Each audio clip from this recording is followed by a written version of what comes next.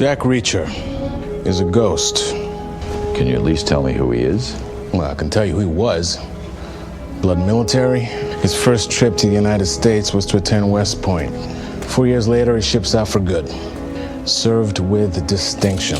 Silver Star, Bronze Star, Legion of Merit, and a Purple Heart. He spent the bulk of his service in the military police. By all accounts, a brilliant investigator. Apparently a troublemaker, too. Welcome to Now Playing Podcast's Jack Reacher Movie Retrospective Series. Who the hell are you? The guy you didn't count on. Hosted by Brock. A man this rare can always be of use. Jason. I'm in your blind spot, and I have nothing better to do. And Arnie. Now we know who's who. Let's get this done. But be warned, this episode will contain detailed plot spoilers and mildly objectionable language. It's your last chance to walk away. We hope you enjoy the show. Is that fear I hear in your voice, Jack? What you hear is excitement.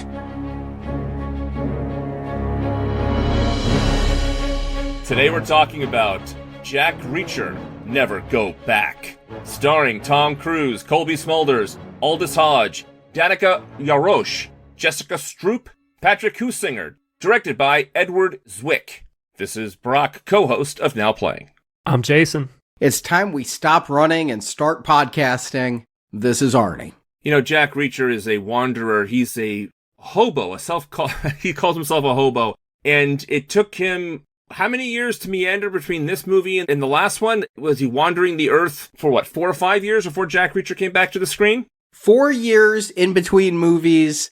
And again, like I mentioned last time, it's because they didn't think there was going to be a sequel. They didn't think the first Jack Reacher did well enough domestically to continue the franchise, but it did well internationally. It did well on home video. So they ended up going back to it, and takes a little bit of time to get it spun up, but also in these 4 years between Jack Reacher and Jack Reacher Never Go Back, as Jason talked about last time, there was Oblivion, Edge of Tomorrow, Mission Impossible Rogue Nation, so a lot of Tom Cruise going on, which leads to my big disappointment. You know, I mentioned I watched Jack Reacher 1 during COVID 2020, and I really loved the film. I loved it so much, I blind ordered Jack Reacher 2 on 4K disc. Just wanted to own Jack Reacher 1, and I wanted to own Jack Reacher 2.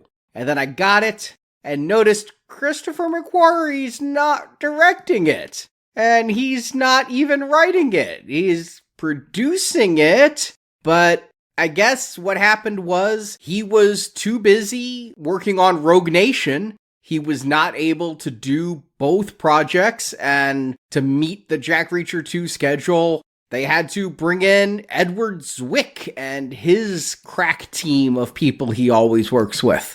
Yeah, and Cruise is familiar with Zwick. They did Last Samurai together, and I don't think that I've seen very many films that this director has done. I've seen Glory. I've seen Courage Under Fire. I thought of him as a prestige director because of Glory, because of Legends of the Fall, which is one that he did I haven't seen, but I guess maybe he's not so much. It's almost like he does these melodramas now that I look at his resume. Well, I've seen a lot of his work. The Siege, Courage Under Fire, also Glory, of course, those 3 times with Denzel. My favorite of his movies is Legends of the Fall. I think it's a beautiful movie, and what a performance he got out of Brad Pitt in that movie. Amazing. But the movie I kind of turned on him with, and it's not The Last Samurai, it was that Love and Other Drugs movie with Anne Hathaway and Jake Gyllenhaal. I had all kinds of problems with that movie. The Last Samurai was a noble effort. Tom Cruise and Edward Zwick tried to make something special and different and unique, and they certainly succeeded in that. Whether or not is what they were going for is a conversation for another podcast. But yes, I don't think of him as a guy with an oeuvre.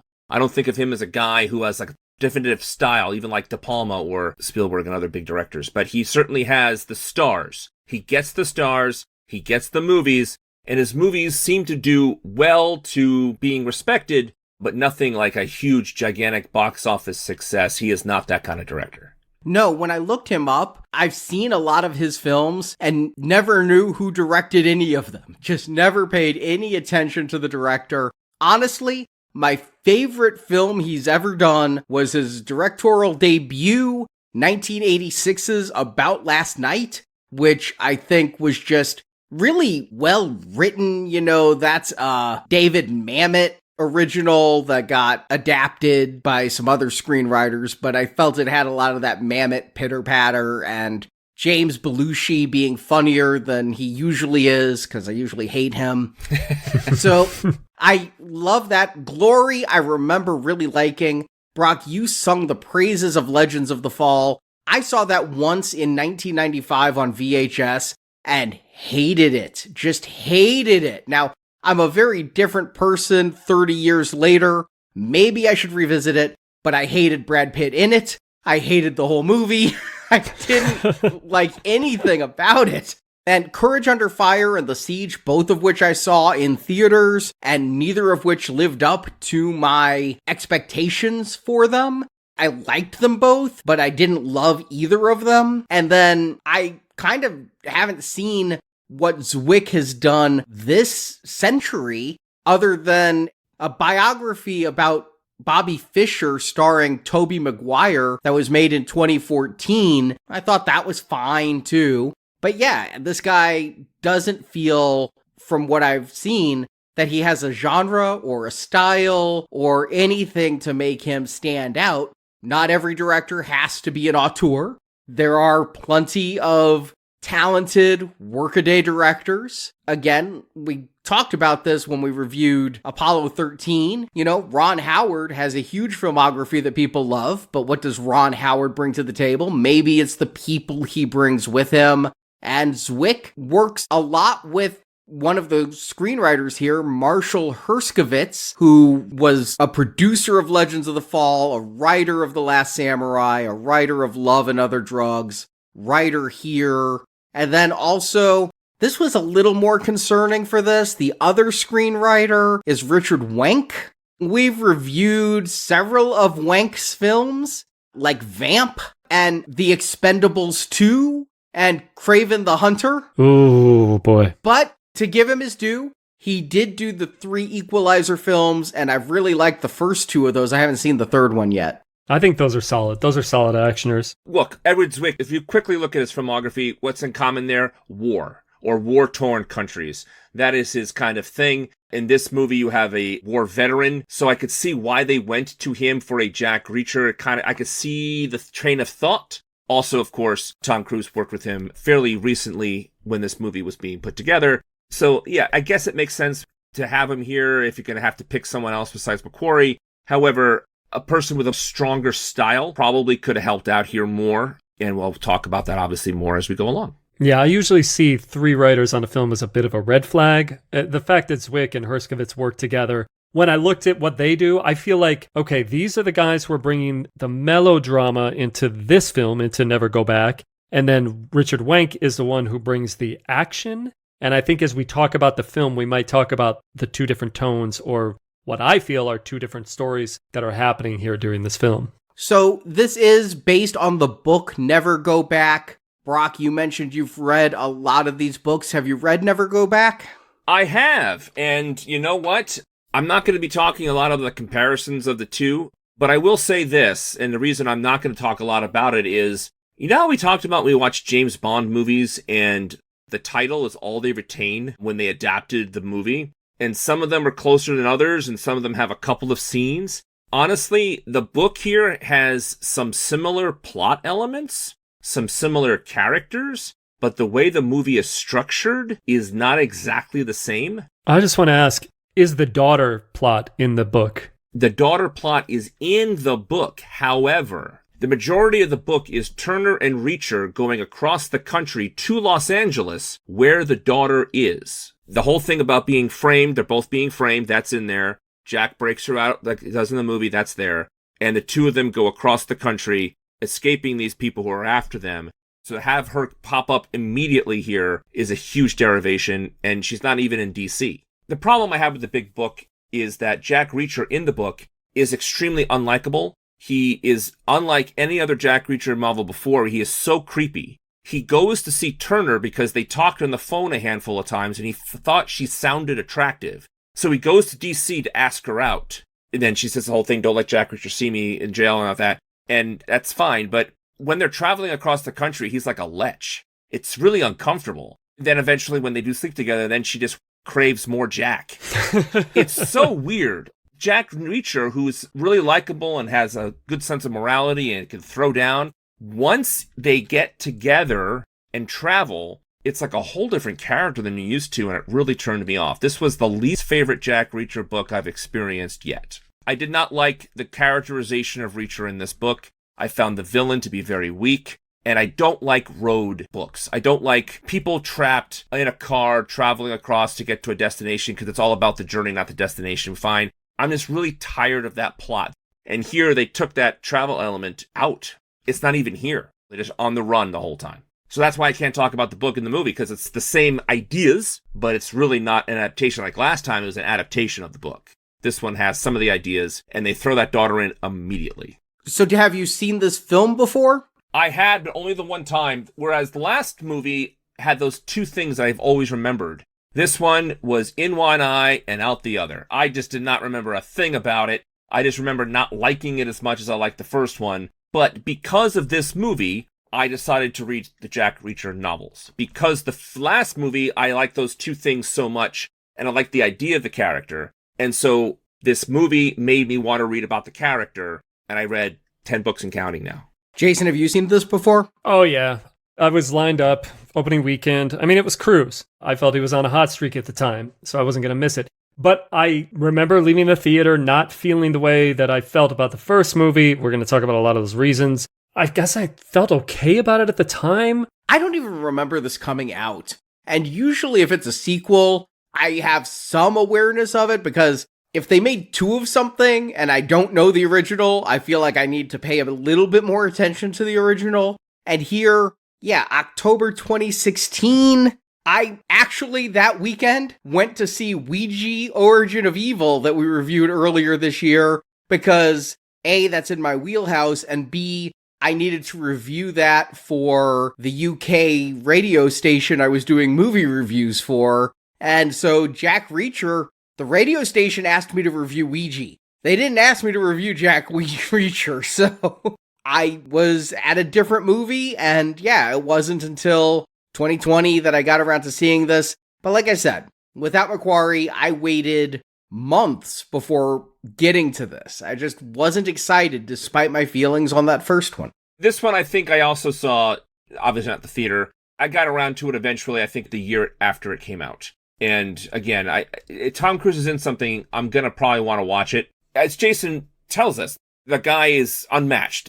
Even if you don't like the movie, it's still worthwhile taking in a Tom Cruise movie. You want the best because you know he can deliver in a good script with a good director. What you're hoping for is you get your fix. And, you know, maybe Jack Reacher Never Go Back can give you at least your Tom Cruise fix if that's what you're looking for. And so I think making a sequel to a movie that was mildly successful does make sense for Tom Cruise because he'd done, 4 or 5 Mission Impossibles at this point. I would have to think he is also looking for another franchise that he can continue with because maybe at the time he was thinking, well, I can't do a Mission Impossible forever. Yeah, he's not really a franchise guy, though. The only sequels he's ever done is Top Gun, Jack Reacher, and Mission Impossible. And I suppose if you want to say The Color of Money, but he wasn't even born when the original of that came out, so I don't think he looks for franchises. Maybe he was with The Mummy, maybe he was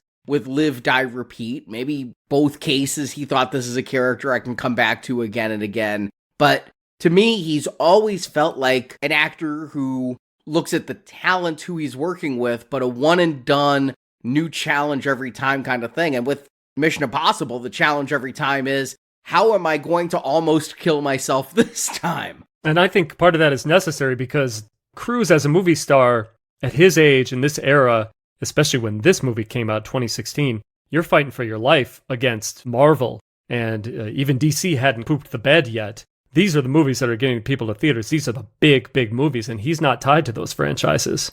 Exactly. And again, I think at this time, because of his age and because of Mission Impossible, I very much do think he was looking for a franchise with this one and The Mummy, the year later or 2 years later, that he's completely in that mindset. He is seeing what's going on with Marvel. He is seeing all of that.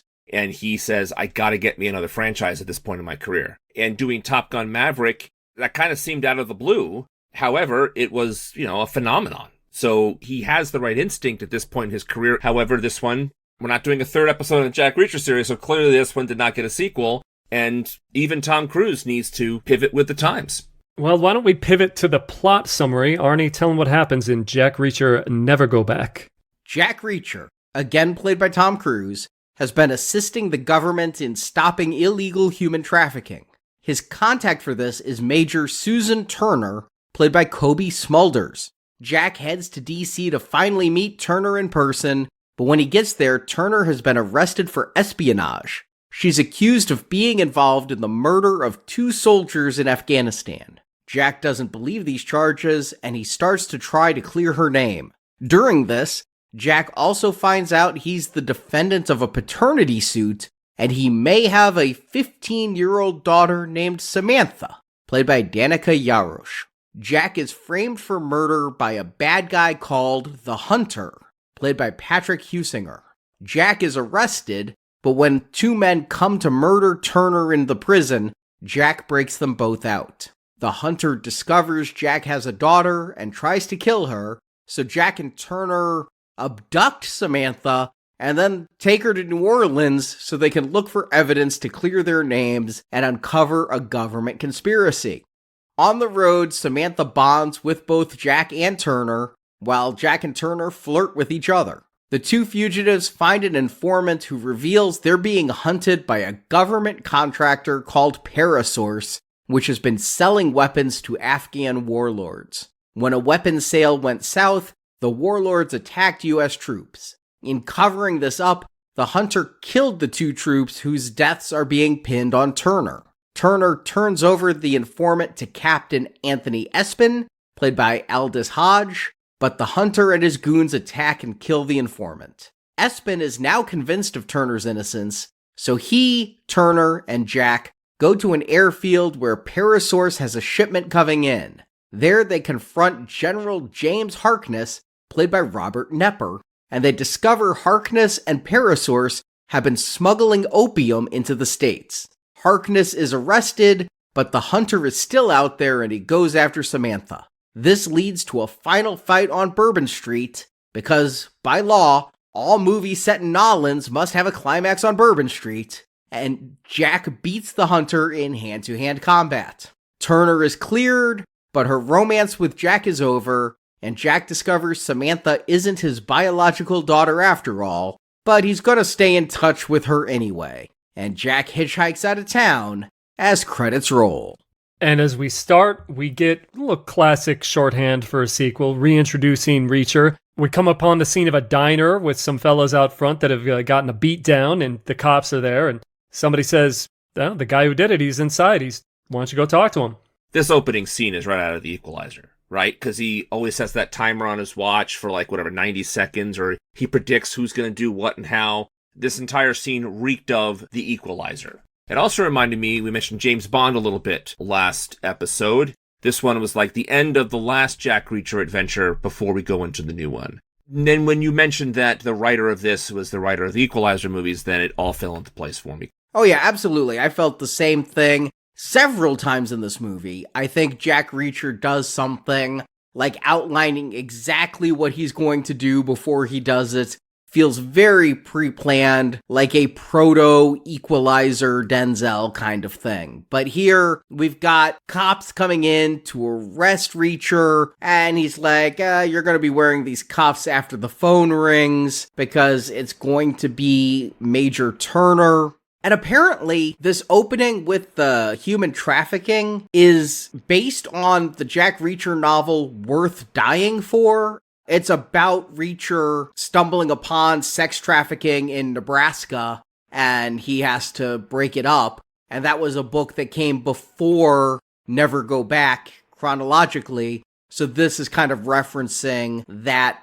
book in this opening. So we can see he's still 2 steps ahead. He's still super tough, hyper observant, ass kicking guy. The negative for me is this is disconnected. We're going to leave this behind real fast. This is just meant to introduce us to Turner, just meant to show us that she and Reacher have had some communication. And then we're going to get this little montage of their conversations as Reacher is going around the country, and they're flirty a little bit, like they're going to start up a romance here. This is not in the book. They do not work together. He just happened to call her one day for something, and he got a crush over the phone. And that's it. And they talked to me a couple of times. This whole working together thing is fabricated for the movie. I think that's a stronger way to go, because as mentioned before, it's kind of creepy. And it makes more sense that he goes to see her when he does. And when he gets there, he finds out that she's been arrested.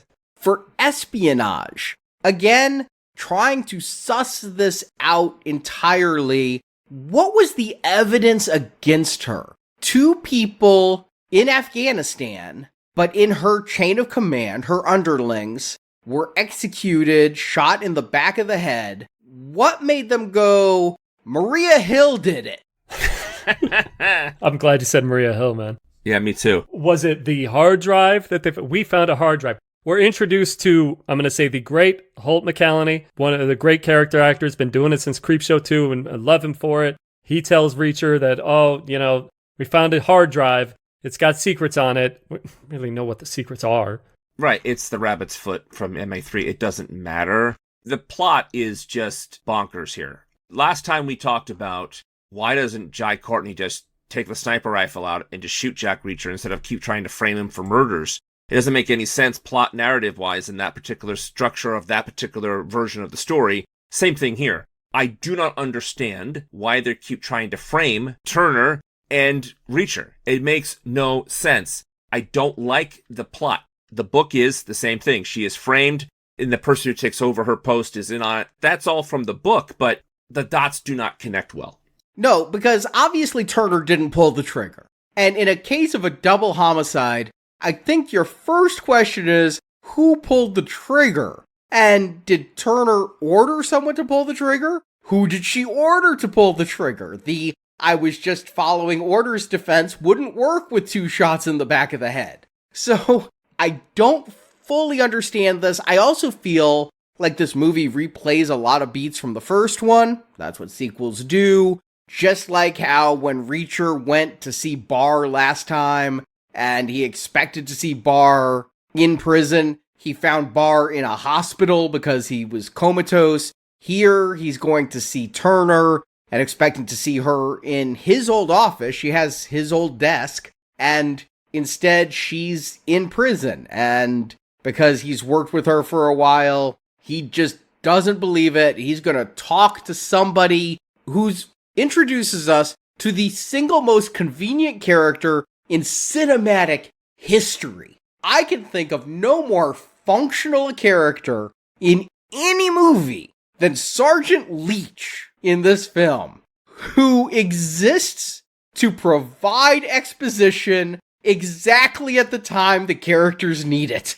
And I thought for sure when we're introduced to her, she's an attractive woman. I've mentioned how people react to Jack Reacher, especially women. So I thought this was just another quick one-off joke of, haha, all women find Jack Reacher irresistible. But no, she's going to be calling him, and he's calling her, and she's his inside person, constantly telling Jack exactly who he needs to talk to, what he needs to know, every single bit of information. This movie should be called Leech. And ironically, because the Leech sucks things out, does not provide. They set up that Jack Reacher is the legend of this unit, and people will do anything for him.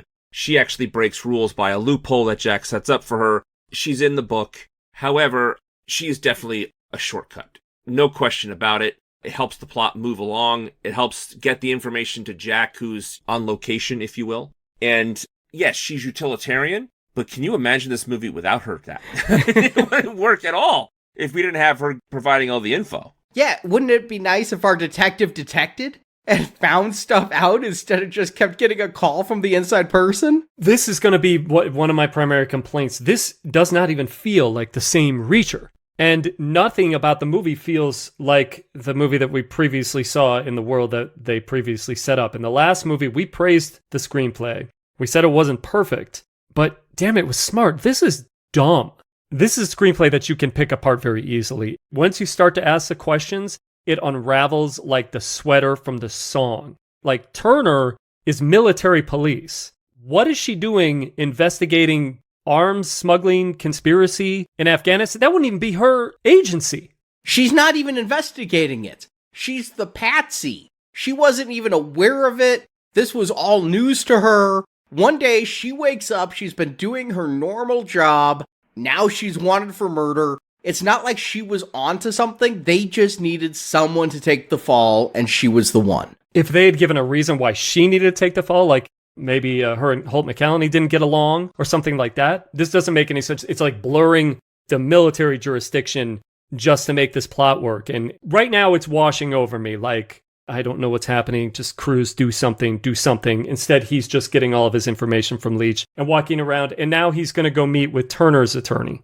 This also has a very weird bit. He's meeting with Colonel Archibald Moorcraft, and that's just a name. Archibald Moorcraft. I thought it was a pretty cool name myself. Yeah, it was a weird scene, too, because he's in a dining hall and they start chatting, and all of a sudden you can tell there's a moment when they don't seem to be getting along, and then all of a sudden they get along. Like, it was such a weirdly written scene. What got me is that there's a really weird turn where this is apparently the lawyer who's defending Turner, much like Helen was the lawyer defending Barr last time, so I'm expecting some more parallels. And then Moorcraft changes the topic and it's like, how about your paternity suit? What the hell?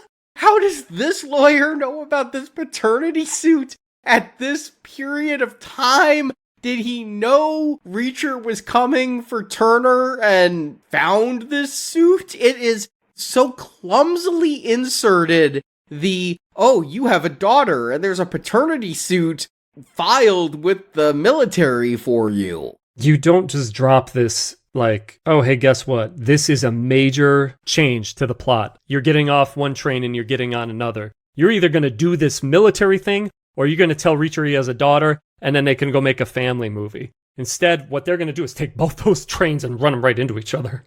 Yeah, and that's not how the book works at all. The daughter plot is introduced and he's supposed to go across the country to finally get to the bottom of it. But the majority of the book is not about Reacher learning to become a dad or learning to enjoy this girl's company, or she and Turner and Reacher becoming like an impromptu family. None of that. It's not there. And so it's strange. Not that I care, but to have it introduced so quickly and so clumsily this early in the movie was a red flag for me. I wanted to go along with the movie, and I like how the daughter is not an idiot. I like that she's just as smart as Jack. And they built that as soon as they start meeting each other. But man, it just seems like a detour. And then they come back to the Turner thing. I have to think something did happen in editing with this. Like, this can't be how the writers wanted the scene to go. This just can't be how they imagined introducing this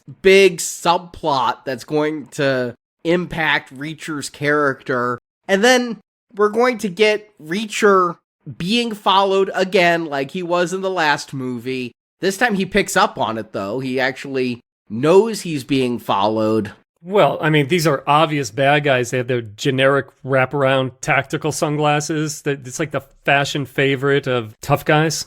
Yeah, and this time, instead of eating at generic diner, he's eating at IHOP, so, some product placement's always good because they didn't do it for AutoZone last movie. But this is my favorite scene in the movie when he punches through the glass. With the salt shaker?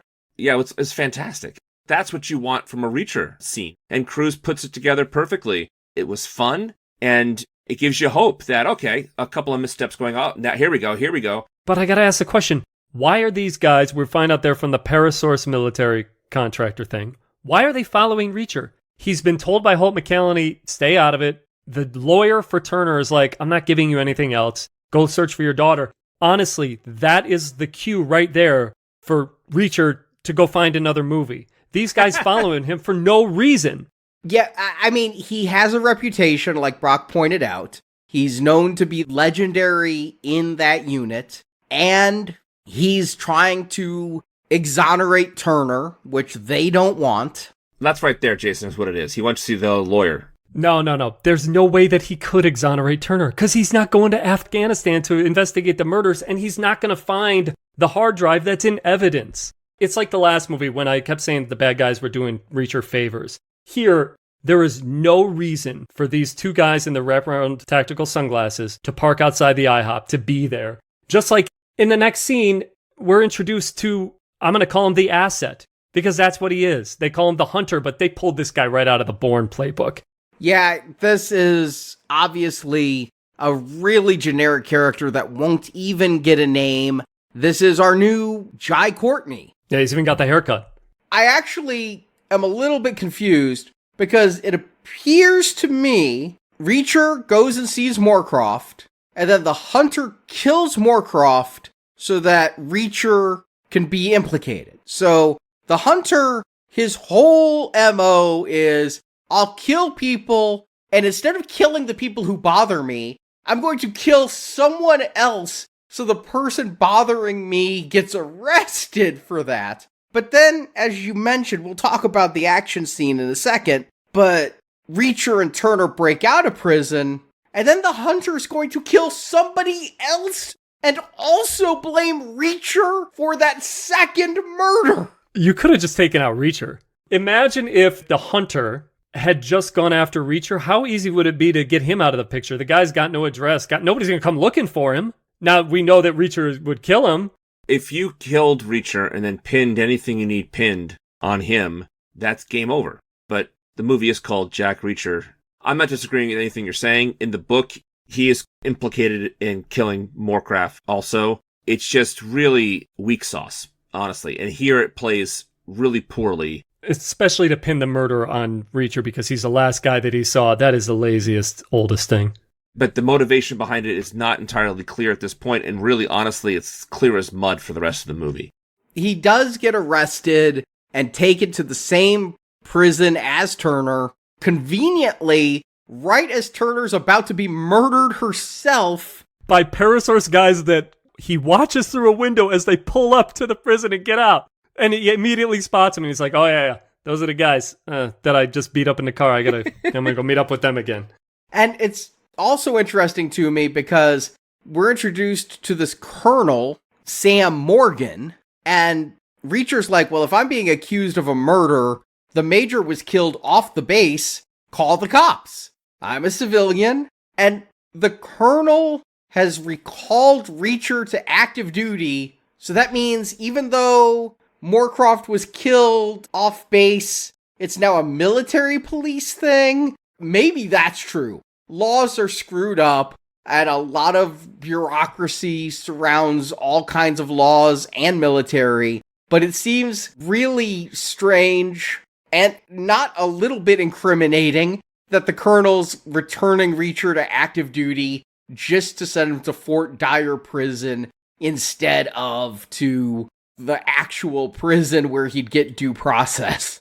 Right, and again, not that it matters, this is straight out of the book. The reasons for it are sort of similar. They want to frame him for the murder, but it's not entirely clear why they had to murder the lawyer to begin with. It's one cover-up after another cover-up after another cover-up, and it's tiresome, confusing, and doesn't help the movie. However, because Reacher's in the prison, though, we do get this cool jailbreak. Can I bring it up right now and ask how you guys feel about Colby Smulders as Turner here? Do you feel like she's just Maria Hill in a different uniform? I do. I really liked the show How I Met Your Mother until the last season. Colby Smulders was very funny and charming on it and could really sing a good 80s tune. And when she was hired as Maria Hill, I was like, hey, it's an actress I'm familiar with. I'm happy to see her there. And I've always felt she's like one of the weakest casting choices in the entire MCU, which isn't to say she's bad, but she's nothing. She's purely functional. Her character has never had an arc. and her delivery has always been flat. I think there's a reason why her major plot in the 2012 Avengers film is all deleted scenes on the disc. She has like 10 minutes of deleted scenes that actually gave her something to do. And I gotta think performance is part of a reason for it. I don't want to be mean to Kobe Smulders, because the one time I met her at a con, she was so damn nice, but I just don't think she has a lot of range. And when I called her Maria Hill here, it was intentional. I mean, we go from Rosamund Pike, amazing actress, who also buries that British accent so well, and we go to Kobe Smulders, who's just okay. She's not terrible. She's not ruinous. She's not like Katie Holmes in Batman Begins. She's just there. Right. And it's very much like Maria Hill because the character is just in support mode of the leader guy. Here it's Reacher. I much prefer this characterization of Turner than, again, what I saw in the book. I wasn't a big fan of her character in the book. However, I did like what she was doing here. I think, yes, she's definitely filling a void. I do like how capable her Turner is. I do like that she and Jack can make a good team. I do like that Jack doesn't necessarily have to save her all the time, that she's able to do as much as Jack is able to do, just not muscle it. But the thing is, Jack Reacher's a loner, right? So if you want to talk about the character versus the movie character, I mean, I can be here all day. But if you're going to have a character who's supposed to be Jack Reacher's equal, I think they cast this well. She's also the right height. She's also the right build. And to be quite honest with you, while I was watching this movie this time, I was thinking to myself, whoever is the next James Bond, even if they do go late 30s, she'd be perfect as a fellow agent James Bond has to work with this time, whatever plot it's going to be. Because either James Bond hooks up with, like, the foreign person that he meets on the way, or it's the person he's paired up with to work together with, and she could be that character in whatever James Bond movie comes down the pike. I would be deathly afraid of the same performance. I understand she wants the character to seem competent and serious the same way with Maria Hill, but it's the same performance. I think there's a shade of difference, but maybe it's just in the writing that this character will fight to be not the sidekick, not want the female role in the male-dominated action film, and she will get something to do in every action scene, but it's literally like a tokenism. It's like, Jack will take out 20 guys, but you can kill the last one, you know?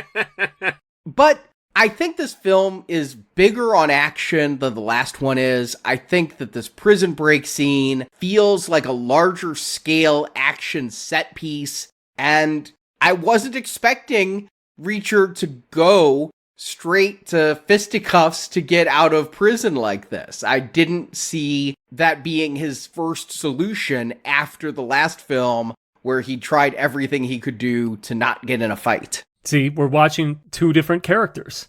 I did enjoy the cleverness of how he got around. I laughed out loud when he stole Aldous Hodge's coat, that it fit him perfectly in the next scene. I liked the action scene very much. It played really well, but I couldn't help but notice the absence of Christopher McQuarrie. The scene was serviceably done, but there was nothing visually sumptuous about it. There was nothing new and novel about an angle or a plot point shown or a clever way to turn a fight scene. Nothing. It got the job done. The music helped make it exciting, but it certainly could have used a bit of a flair. I think it's a good time, bring it up right now, is the location change. It really hurts to see what they made Pittsburgh work so well in the last film, and here we don't really know where the prison is, but we assume now because that it's right there in Washington, D.C., because when they break out, the next thing you know, they're running by the National Monument. They're just using these recognizable landmarks to tell you where you are instead of really immersing you in the city. I mean, I know that the ballpark is a big attraction in Pittsburgh, but we really felt we were in that city. Well, part of this is budgetary. They filmed in New Orleans because of tax breaks, and they only filmed in New Orleans. This was not one of those productions where we filmed in D.C. and we filmed in New Orleans. If you see D.C., you're seeing actors in front of a green screen. They did film in D.C. just to get backgrounds, but this is an entire Louisiana-based film shoot So everything here is fake. And I didn't know, I couldn't tell, but I did notice that, yeah, they're running past monuments right out of a prison. That didn't seem entirely right. Tom Cruise running, they both are. Tom Cruise runs quite a lot in this movie, but the last movie, he didn't run at all. I was looking for it. I'm like, did he even run at the quarry? I mean, he took a run at Jai Courtney at the end and, yeah, gave him the knee. When we say Tom Cruise runs, we all know what we're talking about. Karate chop that air because that's how you go faster. When you see a Harrison Ford movie, you want to see him point. When you watch a Brad Pitt movie, you want to see him eat. When you see a Tom Cruise movie, you got to see him run. You want your money's worth here, and you get it here in spades. Thank goodness. So Turner and Reacher go to see Colonel Morgan at his house, and yeah, Morgan has Turner's emails, and Turner doesn't even know what's in her own emails. She's like, what did you find in my emails? And other than some Nigerian prince scams, apparently there was some evidence, so they copy the files. And then I know they go to an internet cafe, but it's also like they go to a Kinko's or something to print the files. Are these my grandparents who have to print their emails before they can read them? Is there an internet cafe still open around here? Is what you asked the cab driver, but I'm thinking to myself, are internet cafes still open? Like, is that still a thing? In 2016, I didn't think it was a thing. Yeah. So they're in the internet cafe, and Reacher's is kind of like the moment here. She's trying to get this stuff going on. He's like, they're going to triangulate us. They're going to triangulate us. Hurry up, kind of stuff. And it was really great because that's exactly what happens. They triangulate where they are, and we get a cool little action scene after that. So they do triangulate. They have to run from the hunter. Somehow they end up in like this high-end restaurant kitchen where there's another good fight. And I'm realizing, yeah, this is feeling more like an MI film than the last Jack Reacher film. Or a Bourne film. Yeah, Bourne. It's much more like a Bourne movie. I got to call it out now. The Hunter's not in the book. The villains in the book are much more nebulous. It's kind of like drug dealing kind of stuff. It doesn't really matter. But I do know this, that they had to make this villain up for the movie because otherwise it wouldn't work. So having the Hunter here, the Bourne-like villain, it's because they realized that the way they restructured this movie is not going to work unless you have a guy like this to pursue Jack Reacher for reasons unknown. I'm going to put this out there, and it's a cliche, but I feel the movie would have been better if the Hunter had some connection to Reacher. So they play a lot of the tropes, and this movie is full of tropes. Full of tropes. I don't think it has any more room for tropes. Oh, no, I'm saying there's a whole bunch of plot that you need to take out in order for that to happen. Oh, okay, and, good, because I think the first thing you start with is Samantha. So yeah, Samantha, even before Reacher went to jail, he was stalking this girl because he thinks she's his daughter. And when Reacher confronted those two guys outside of the IHOP, he says to them, I don't like being followed. And when Samantha confronts him, her first line to him is, I don't like being followed. So you see the father-daughter resemblance from Samantha's introduction. But in these files they printed at Kinko's, there were pictures of Samantha. So they have to get Samantha to protect her from the Hunter. And the Hunter already found Samantha's foster home and killed her foster mom while Samantha watched from under the kitchen sink. So Samantha here, she serve any other purpose to this movie other than being a liability for Reacher and to manufacture stakes that are not there. Okay, so the character here of Samantha, the paternity plot, this is humanizing a character that isn't normally humanized in this way. This whole time, the three of them are traveling across the country. Since that's not the deal for the majority of the book, it's kind of weird to me that they went this way because this character is meant to soften up this rough-edged guy. And I don't think it plays. I think the actress is doing quite a good job in quite a few scenes. Like, she surprises me what she does here and there, but I don't think it plays for the characterization of Jack Reacher they set up in the last movie to have this kind of plot here. Maybe it's like they wanted to expand it like Indiana Jones did with his dad. Maybe it's their way to try to make the audience relate to this loner character. I just don't think it works. This is unnecessary. I can pinpoint it. When you said Samantha would be here to soften the character, the Reacher that we get in this movie is soft from the beginning. Outside of the fact that he beat those guys at the diner, the next thing he's flirting on the phone with Turner. He's always soft. He never acts like a loner in this film. Once he starts talking to Turner, he's no longer this loner. He wants to go see her. So what's she going to soften? I'm going to go with what Brock says here. I think Brock's on the money with this, is that my problem with the previous movie was that there were no stakes for Reacher. It was just a little self-preservation, but Reacher was on a case and there was nothing personal for him. And I wanted some character exploration of Reacher. This is actually going to provide us with what the last movie lacked, a character arc. Reacher is going to soften. The heart of this movie is Reacher's relationship with Samantha. I wish it was a little cleaner how his relationship with Samantha might influence his investigation of this case, but I wish Samantha was a greater part of the movie because it's the best part of the movie. When you say that, Arnie, this is where I disagree, because she doesn't do anything. Actually, she gets one bit with credit cards. But in order to change Reacher, you would want to see her get involved a little bit more in what he's doing and, you know, maybe save him at the right moment. Those are the kind of things that I think would turn the character. I didn't see it the way that you see it, especially at the end of this movie. I don't see that there's much change to Reacher, other than he smiles a little bit more when she gives him a drop phone. On record as Cruise's biggest fan here, but right now, the acting that he's doing when Samantha's brought into this film, the look on his face, it's deep frustration and annoyance on his face, and it doesn't change, but it's also a little bit too convincing, like, get me out of this movie.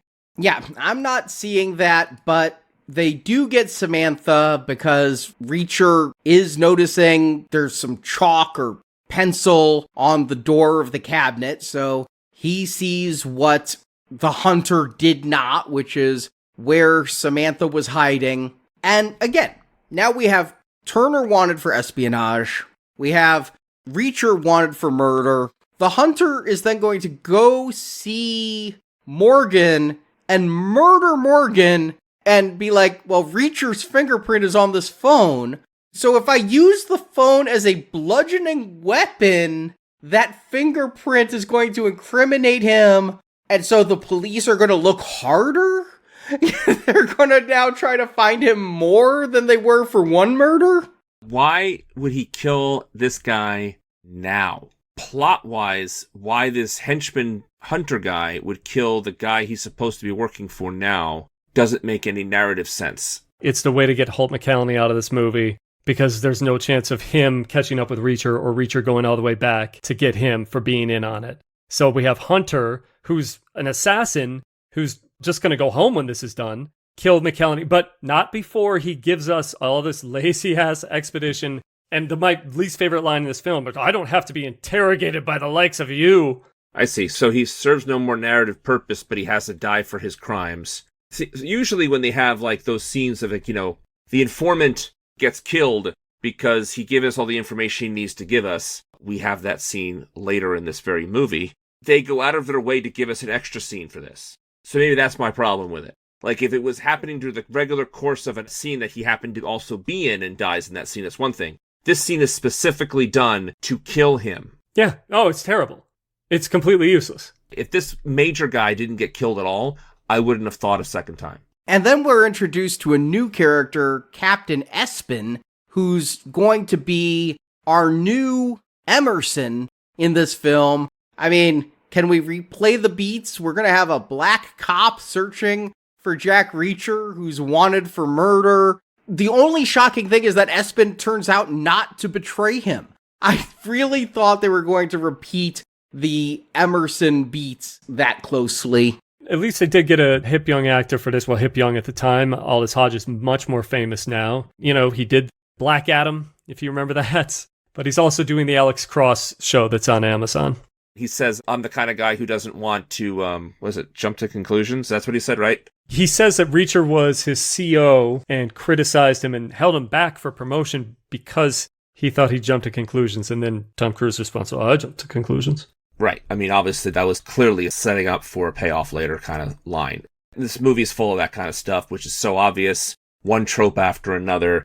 And Aldous Hodge does everything he possibly can to make this character pop. You can see how he's working hard to make this guy something memorable. And that's just the sign of an actor who realizes this is a shot, I'm going to take it. And he does everything he possibly can with a subpar script. So they take Samantha to a Catholic boarding school that we find out Turner used to attend as a way to drop her off. And it's full of rich kids. And we found out Samantha's mother had arrest records for prostitution and possession.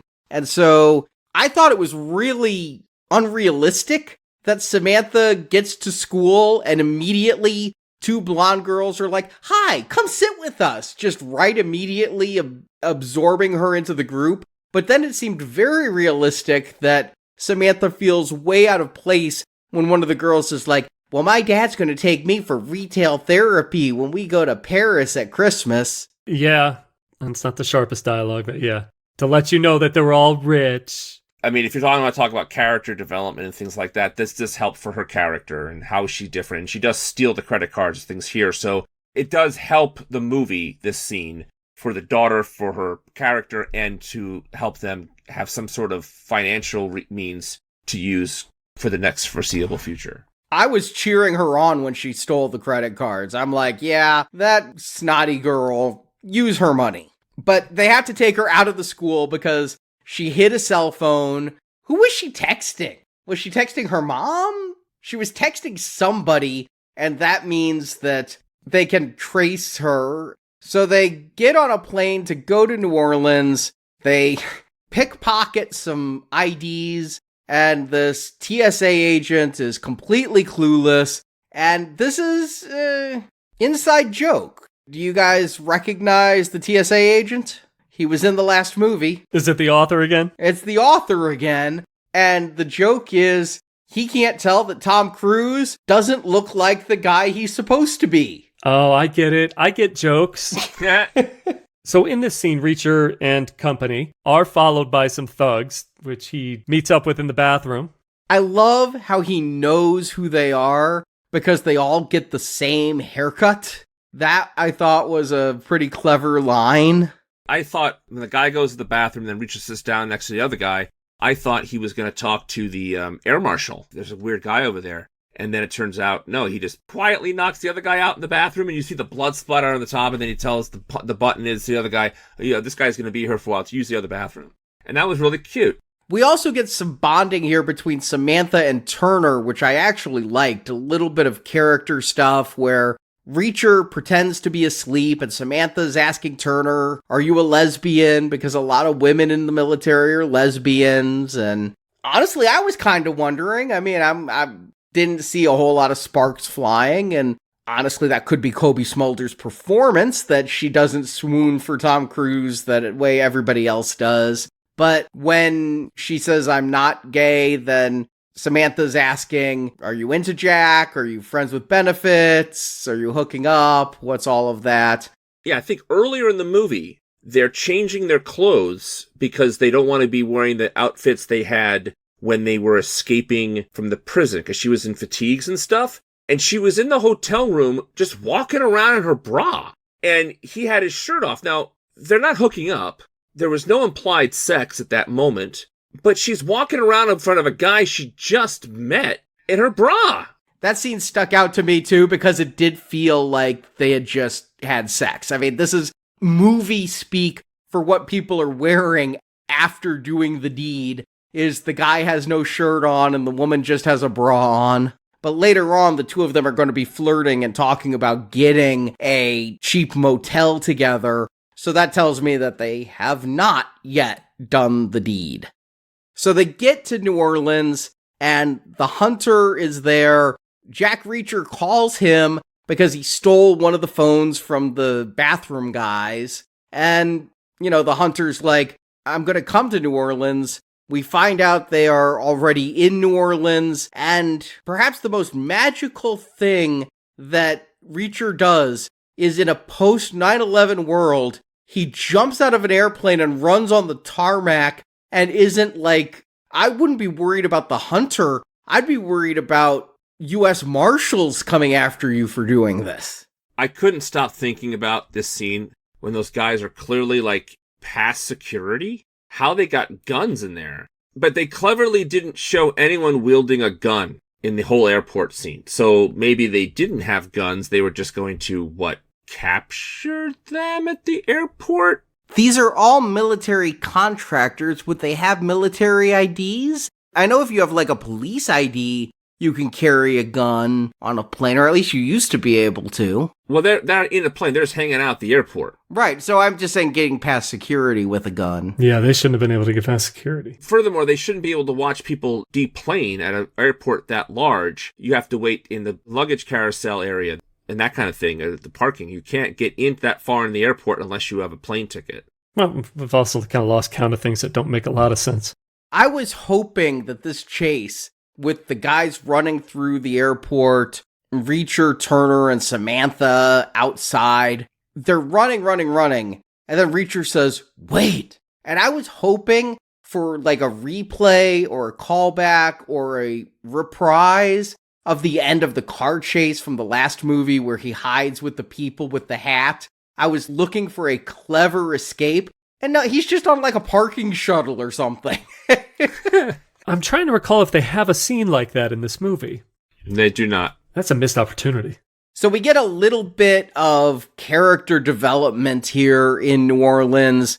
Jack finally tells Samantha, I think you're my daughter. I mean, this whole trip, Samantha's been abducted and knows people are after her. And finally, Jack's like, all right, I think you're my daughter. And Samantha laughs out loud at that, but comes around and is like, yeah, my mom, Candy, I told her to sue for child support. She was getting her life together, and I thought maybe with child support we could have a house. This seems completely, fine. I don't know why she feels guilty about that.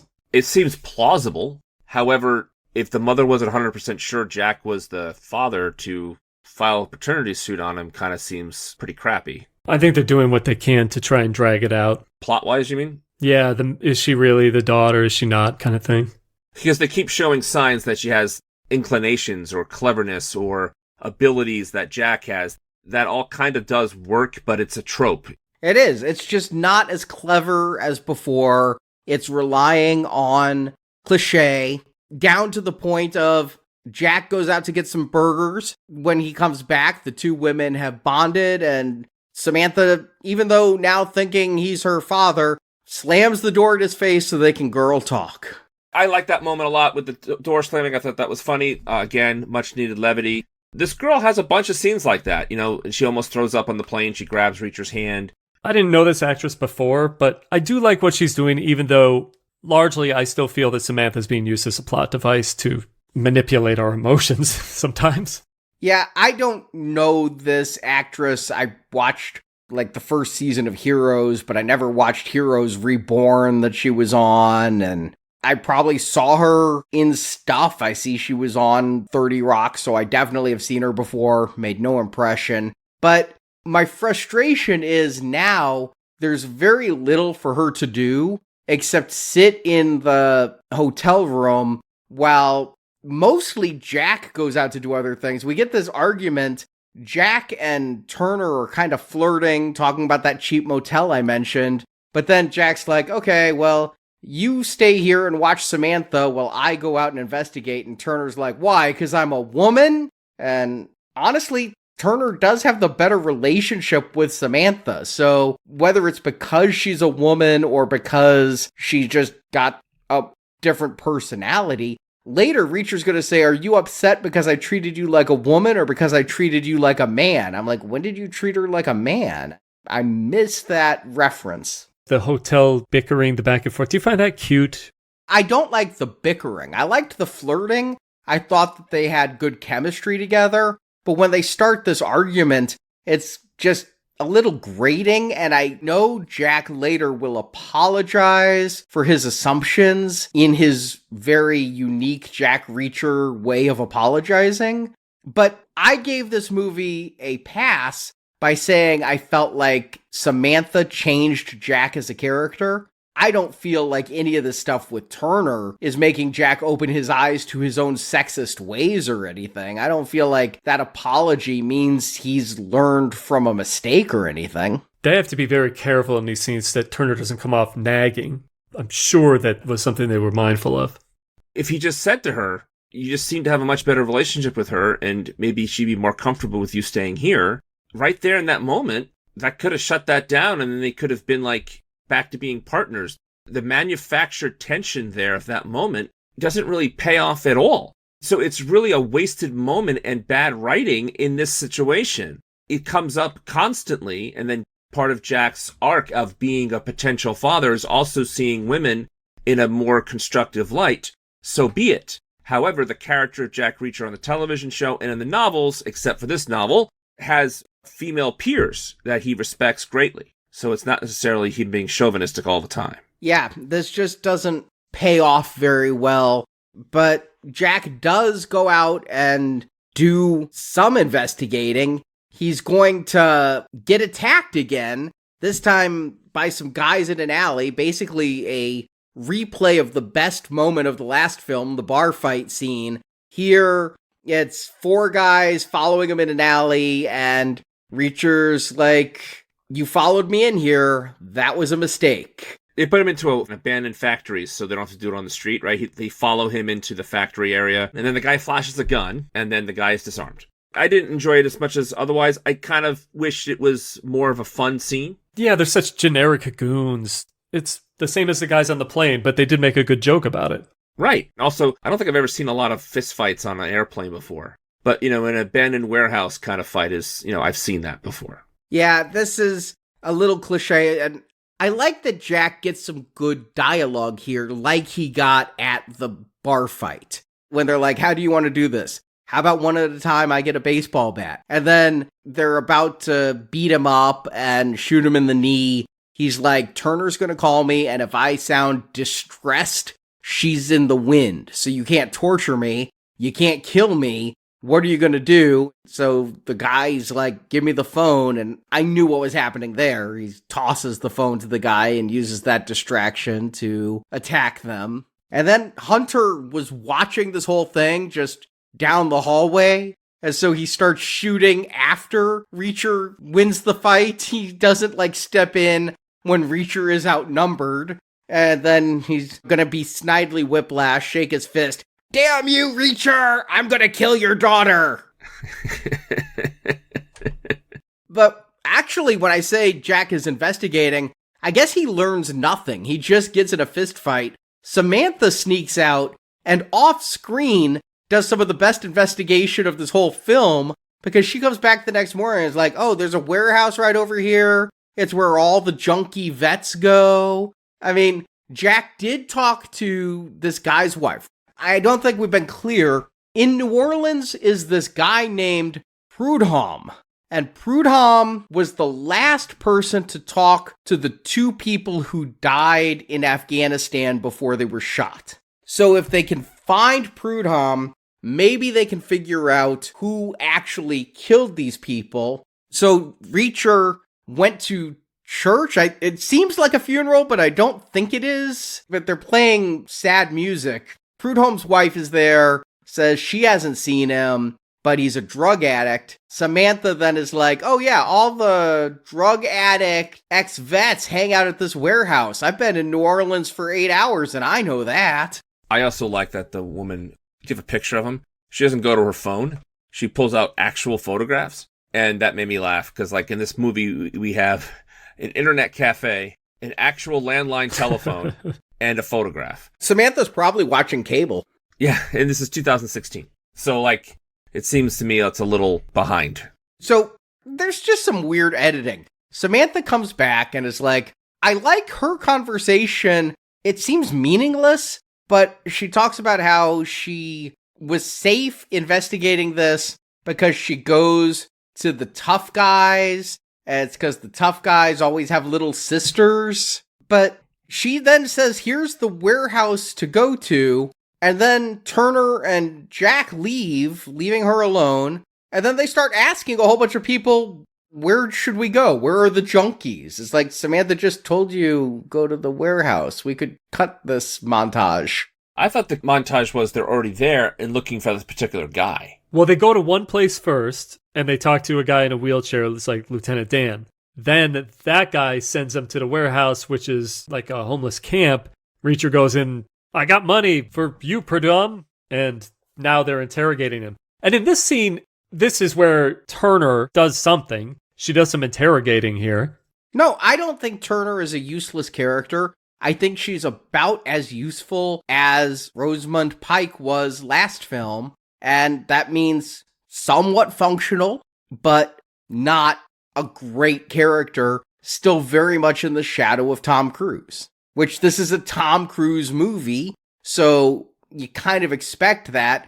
This isn't an ensemble film. This isn't even a fake ensemble film like the Mission Impossible films, where like it's still a Tom Cruise movie, but we'll have recurring characters that we pretend matter. And hey, Mission Impossible got Simon Pegg sober, so there's something good out of all that. But she does interrogate this junkie who tells his whole story. My 15-second back button was heavy use here. I still don't fully figure it out, but Parasource is the evil company, and they're government contractors. They're Blackwater. But they're losing money and losing government contracts. And when they're supposed to send weapons home, because 2016, we're, pulling out of Afghanistan, instead of sending them home, they're selling them to warlords, which Turner points out, they don't even sell for that much. So why are they bothering risking their contracts to sell guns for a few $100s?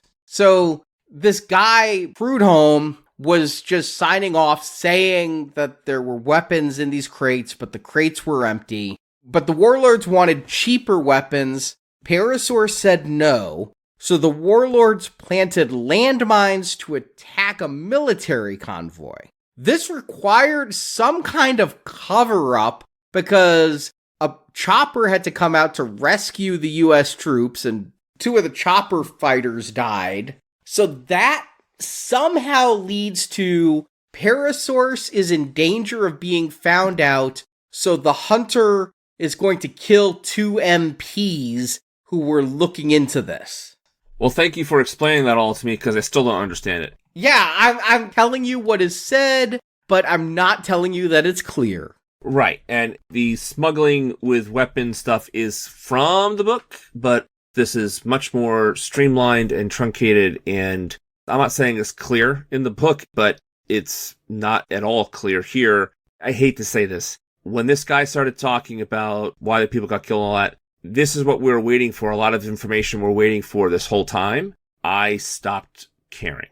And that's a bad sign. Like, when I'm noticing tropes, when I'm noticing the movie is trying to be X, Y, and Z and it's not getting there, I have lost faith in the movie at this point, which is unfortunate because there are some things after this that I actually liked, but I gave up on the plot. I think this is just as muddy as the last film, but overall, I'm going to say the main investigation and plot here is tighter than in the previous film. I really think it's simpler and easier to follow, even if I'm not fully understanding what Prudhomme is entirely saying happened here. I'm still not completely clear on how killing 2 MPs helps Parasource, and I'm not sure how those 2 dead MPs link back to Taylor in DC, but overall, Parasource, evil government contractor, selling weapons to both sides, and then later we're going to find out smuggling opium.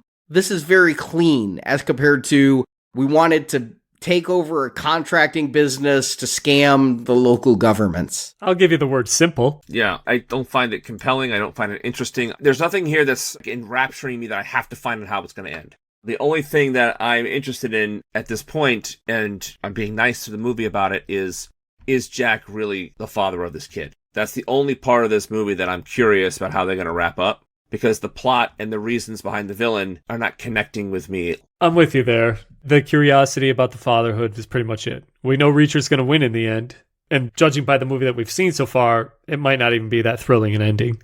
I don't know. I've enjoyed the action in this film. So I'm looking forward to the ending, thinking it will be thrilling. And I kind of think we're there. This film fools me because I think we're at the end a lot faster than we are. Turner calls Espen and says, listen, we have Prudhomme, and he's going to give you all the information you need if you can guarantee his safety. And Espen's like, absolutely, I guarantee his safety. They go to meet at the wharf, and I'm like, okay, the climax is going to be a big shootout at the wharf. Well, there is a shootout at the wharf, but it's not the climax. Prudhomme gets killed really quickly, and Espen takes one in the leg, and Reacher is unarmed. He tackles a guy with a gun, takes the gun, and kills everyone but the last guy. Hey, Turner, you can do this one. I've cleared it out for you, Turner. And so I'm like, okay, that's not the end, because now they've done some math and a flight is coming in with weapons that night. So I'm like, oh, okay, the climax isn't at the wharf, it's at the airfield, of course. It makes sense. Let's go to military land. That's where the climax of this film's gonna be. Taylor rams the gate as they go to the Parasource plane, and there's our bad guy. We got to see him in one previous scene, this General James Harkness, who is Robert Knepper. I didn't watch Prison Break, but I guess he was big on Prison Break. I recognize him from Young Guns too. He played the Deputy Carlisle. I mean, we've discussed this guy a few times on the show. Hunger Games, Hitman. We're going to be talking about him in a few weeks with Species 3. I don't know why we're talking about this guy twice in such a short time, but he's the big bad. I like some of the lines they give Turner here, too. Is like, open these crates before I grab you by your hair plugs and bitch slap the smug look off your face. I did like that line. Did he have hair plugs? His hairline wasn't the fullest. I just think it's a funny thing to say. It's a funny thing to say, but I'm looking for plugs. They open up the crates, and wouldn't you know it, there's weapons in there. Which makes no sense, because why would they be selling weapons to Afghan warlords and using weapons to smuggle home opium? It seems like you pick your lane of your scam. You don't try to scam in every direction. So there's Afghan opium in the rocket launchers. But Turner's not the one that discovers this. She's going to say, oh my gosh, these are just weapons. Robert Knepper's going to give her that look.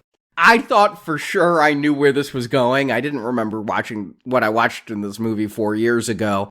I won't remember this movie 4 months from now. But 4 days from now. I thought when Reacher went and opened the crates, because they'd opened the crates and only looked at the weapons but didn't touch the weapons, I was like, are they toys? Are they replicas? Can you make fake guns cheaper than what you sell real guns to Afghans for? So you're sending prop replicas back to the States? And then when Reacher smashes the rocket launcher on the ground, I'm prepared for it to shatter. Like a piñata. Yeah, like it was just some paper mache thing and not a real gun. So when opium comes spilling out of it, I'm like, all right, well, I literally couldn't see that coming. If you were looking for an Afghan opium plot, I recommend Living Daylights over this one. So now this guy, the big bad we were just introduced to like 2 scenes earlier, is arrested, and I'm like, all right, well, what's the climax? Of course it's Samantha. And she used that stolen credit card to order room service, which tipped off the hunter which hotel she's in. And now I'm like slapping my forehead because, yeah, the climax has to be on Bourbon Street. Of course. Is this Mardi Gras? There's a parade, there's people, there's beads. It's Halloween. It says on the television she's watching some sort of late night program that's like, it's Halloween.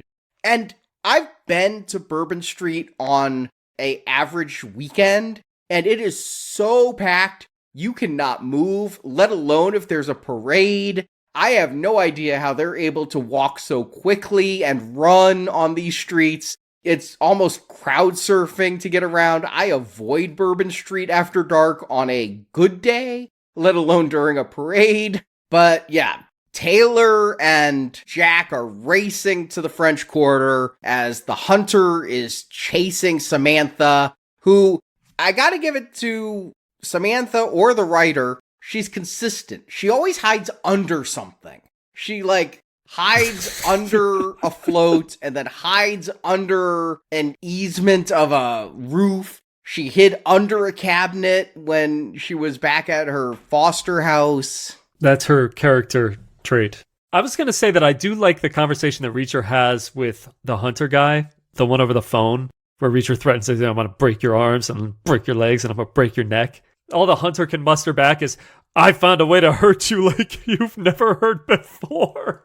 What's amusing to me is, I thought for sure this was going to happen. I thought, like the Equalizer, when Denzel says, this is what's going to happen to you, that this would be the end of the film. I knew they'd get into a hand-to-hand fight. I expected the arms to go, then the legs to go, then the neck to go. And that is not what happens. They do some parkour because Samantha decides to run to the rooftops right during fireworks, so it's pretty looking.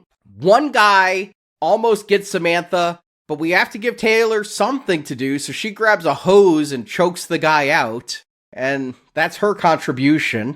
That was particularly brutal, but I enjoyed it. I think it was really well choreographed, and I actually did my 15-second rewind because when she fell the first time on top of the hose, and then when she fell a minute later on the hose, I'm like, is that the same shot of her falling on the hose? Is that exactly the same?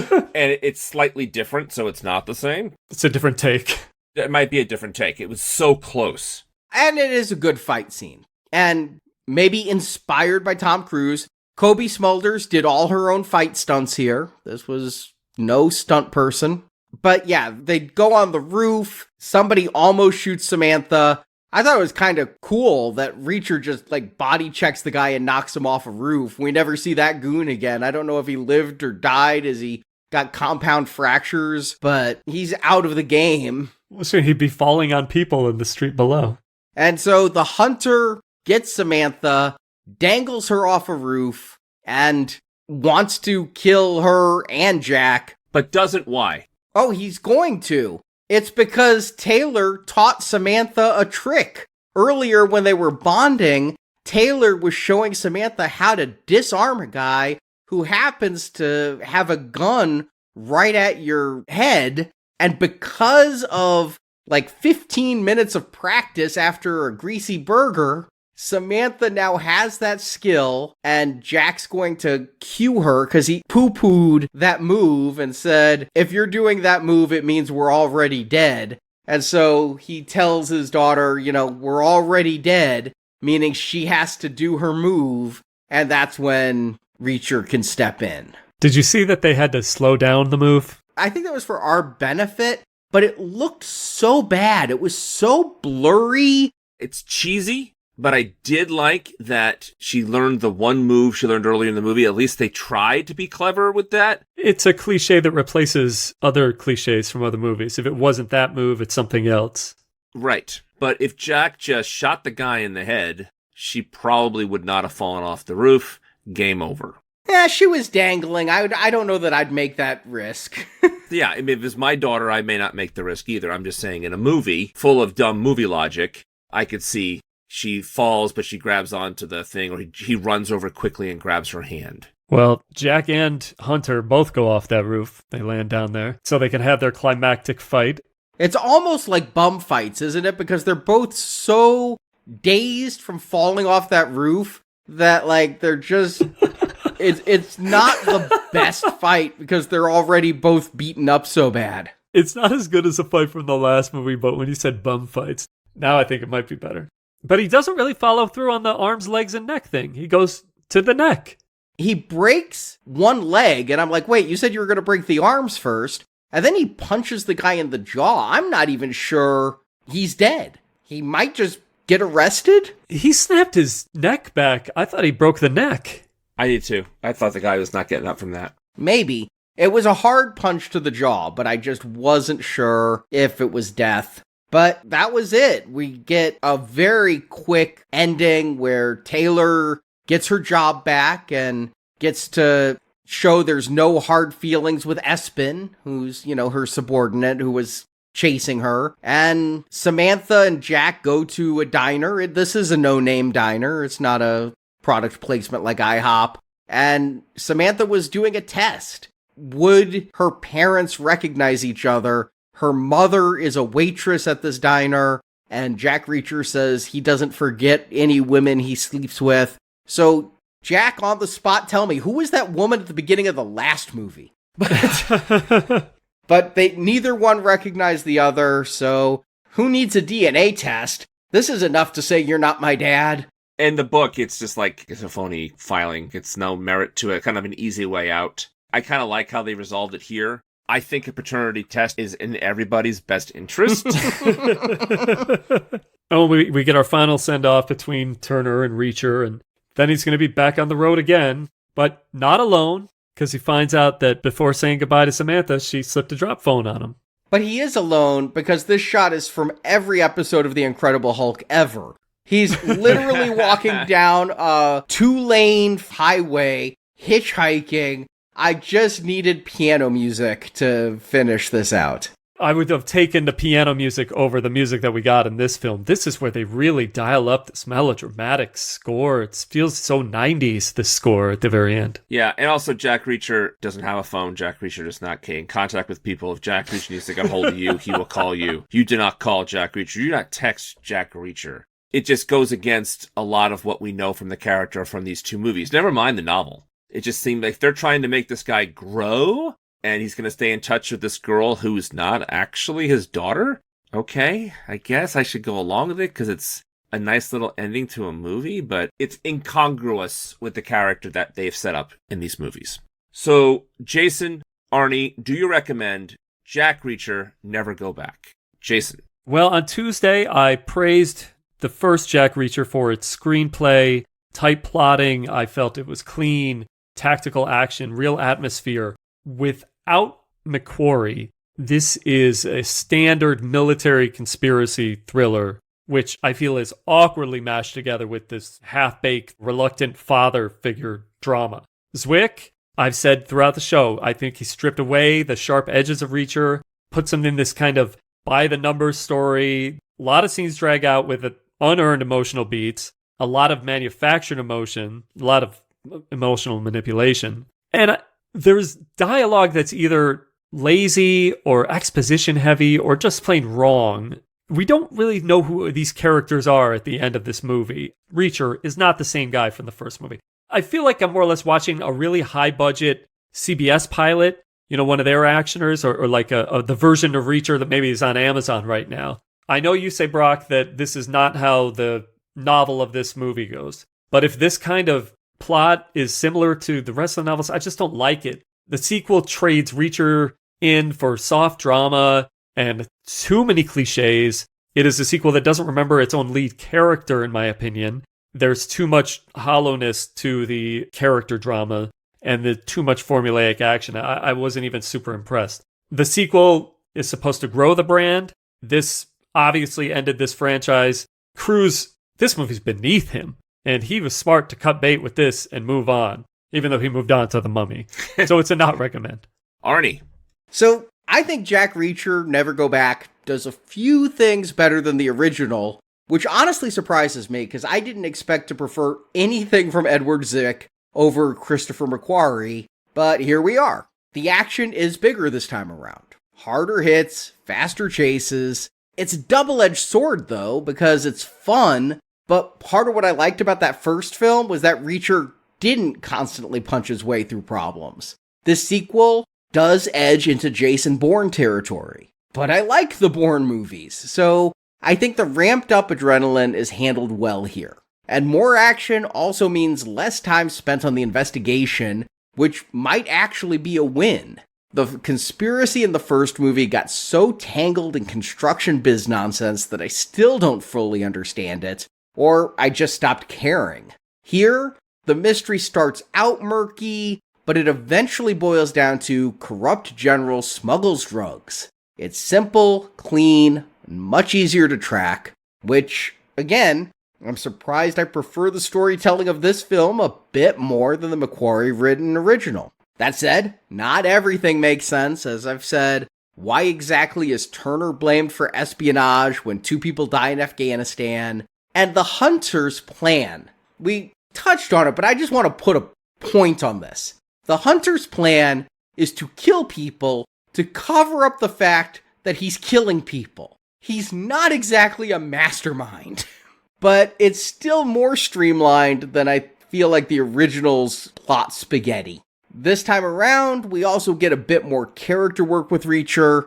His scenes with Turner show him working alongside someone of equal rank, if not fully equal skill, and his awkward, maybe dad dynamic with Samantha gives him a human edge. But yeah, the reluctant father figure story is as hackneyed as can be, but it does give Reacher a little bit of character development. But for everything I think the sequel gets right, it stumbles in more places than the first. And I think top of that list is the cast. Only Cruise returned from the last film, and we lost a lot of the charm. Cobie Smulders does fine, but her Turner doesn't have the depth that Rosamund Pike brought to Helen, and Helen was already underdeveloped. I mean, Cobie Smulders, I said it, I loved her in How I Met Your Mother, but does she add anything to the Marvel Universe? And she's bringing that same performance to this film, and it's just not as interesting. Now, Jai Courtney didn't bring much to the first film, so Patrick Husinger here, his Hunter, is a lateral move. But Robert Knepper as the big bad? No contest. He is no Herzog. He shows up late, he brings zero menace, and on Reacher's side, there's no one as fun as Robert Duvall to liven things up. And the overall story arc also takes a step back. I do like that the first film had mystery and twists. Was Helen's dad evil? Was the cop in on it? This time we know exactly who the good guys and bad guys are from the start, and that just makes it a little more dull. So, I still like Jack Reacher Never Go Back, but it's not one I'm gonna go back to very often. The first film, I really love. This one's okay, a weak recommend. I'm having trouble getting past the movie they're trying to shove at us here. I had problems with the last one, but it was an interesting plot, and I liked enough of what Tom Cruise was doing. The pieces came together for a satisfying movie experience. Here, we don't have the vision of a director. We don't have a well-written screenplay that does service to the characters. We don't have at least a semblance of a reasonable villain's plot. Like, we have no idea why he keeps killing people, and I got so inundated with one trope after another and bad character decisions and so many things that are convenient to tell a story they want to tell. Logic be damned. I'm not coming here for like anything but an entertaining actioner, and I didn't even get that. Some of the fight scenes were good. I did like the chemistry between Smulders and Cruise. I thought the girl was good. I just could not stay involved or invested in this movie, which is a shame. I don't think the first one's a masterpiece, but in comparison to this one, it certainly is. It's not a terrible movie. It's completely watchable, but it demands nothing of me as an audience member. It's a not recommend from me. I can't with good conscience tell you that you should watch Jack Reacher Never Go Back. It's not worth suggesting you watch it. Not recommend. But yeah, this did kill Jack Reacher for Tom Cruise, and I thought it would kill the character forever. So I was shocked not only to hear that this was becoming an Amazon series, but that it's a hit series in season 4. I haven't watched. Have you guys? I have. The clever thing about it is they take one book and adapt it for the full season. So it's like 8 episodes, so they really are able to tell the story of the book because they have the time. They change a little things here and there, of course, for television or to modernize it, but it's generally true to the story that the book tells with obvious changes because of the medium, right? They found the right guy. Alan Ritchson is really huge. I liked him a lot in season 1. Season 2, I did not care for his characterization of Jack Reacher, although the ensemble of that season, his old group gets back together to find out why people are killing off different people of their other friends of theirs. I thought that was really great. There are consistent characters throughout all 3 seasons, so Jack does have a cadre of people he can rely on when necessary. It's really a nice adaptation, and I wasn't surprised they did Jack Reacher. In fact, their Bosch show with Titus Welliver is a huge hit and very successful and a lot of fun. I haven't read the Bosch books, but I thoroughly enjoyed watching a few seasons of that show. And so then they did Jack Ryan, Tom Clancy's hero, and so it made total sense they do Jack Reacher and now Alex Cross. This is becoming their bread and butter of taking novel characters and making quality television series out of them. Anyway, the point I'm trying to make is, Arnie, it's completely worth your time, and it really is a nice characterization of the guy we know from the books. Jason, have you watched it? I know that each season is a different book, so I thought that I could go in and watch. I didn't get past the first episode of the first season, so I thought I could go back and try it again on the second season. Didn't get past that. I haven't gotten past the first episode of any of the seasons, but I root for the show because I've always been rooting for this Alan Richardson for a long time. I remember him on Smallville. So I think it's great that he's got this great role. Yeah, it works. And they're able to have their Jack Reacher be imposing physically and be a mind to be reckoned with. This is a loyal characterization for us fans of the books. I got really excited when they announced the first season. It was going to be based on The Killing Floor, which is the first Jack Reacher novel, and they didn't disappoint.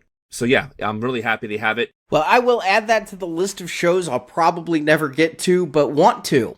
Okay, fair enough. So Arnie, we're not going to go back to Jack Reacher here at Now Playing for the foreseeable future, but where are we going back to in our next episode here at Now Playing? Well, it will be the 3 of us waxing off to a new Karate Kid film. By the time this show goes out, I will have attended the Karate Kid Legends premiere in New York City. Ooh. Are you going to get on the red carpet? Yeah, red carpet and brunch with the director. I'm not even kidding. And seeing the movie in New York Tuesday night. Unbelievable. You're going to have great stories for that. That's incredible. That's really great. I honestly am surprised. Jackie Chan and Ralph Macchio together doing their versions of Karate Kid, melding them together, almost like a multiverse movie. I'm really interested in seeing how it unfolds. I saw one trailer. I had not seen anything else. I have no idea how it's going to connect or what's going to ignore or anything like that. All I know is it's a gift that we're getting another Karate Kid movie with Ralph Macchio in it. And so I'm looking forward to revisiting that series and discussing all things Karate Kid with you guys on that episode. And meanwhile, this is the end of May, and your last chance to donate to Now Playing, support our show, and hear our winter-spring 2025 bonus podcasts. We started those back in November, reviewing the American Werewolf duology, and then the Teen Wolf movies, all 3 of them.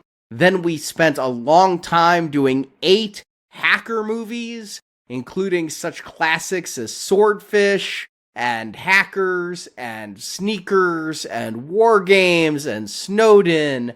8 different hacker-related films at the gold level, and then the platinum level. We still have 1 show yet to do. We don't know when that will be, but you do get 3 Ghost in the Shell anime reviews, and we will get the live-action film reviewed when Stuart is better. So you can go to nowplayingpodcast.com/donate and hear those shows. Join Stuart and Jacob and me for the Wolf movies, and Stuart, Justin, and me for the Hacker films and the Ghost in the Shell films. And then, coming up next month, we are going to have our summer-fall donation drive. It's going to be kicking off in just a couple of weeks as we start our I Know What You Did Last Summer retrospective series. I'm so excited for this one. I remember seeing the first 2 in theaters back in the day, and a lot of times on VHS. Yeah, I watched the first 2 in theaters, Never saw them on VHS. I had DVD by that point in life, but,